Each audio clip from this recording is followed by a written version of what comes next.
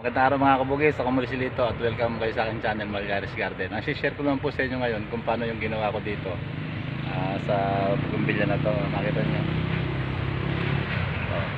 ito yung pinagkatingsan niya, nabulaklak na agad. Ayan.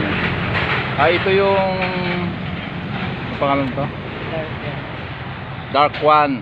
Malilimutin na tayo sa ano tinanong ko yung misis. Tinakita ninyo, pinutol ko dyan, namulaklak na siya. Ito magwa 1 month pa lang, o 1 month pa lang ito. At tingnan nyo, ang ganda. Ginamitan ko lang ito ng ano, yung langis ng nyog. Alam niyo yung langis ng nyog, napakaganda pala na pambuhay ng mga bougainvillea cuttings. At ang kagandahan pa ay mamumulaklak agad. Ito yung medyo mataba na puno, hindi dulo. Kasi yung ginawa natin minsan dulo. Ito doon naman sa pinaka stem niya.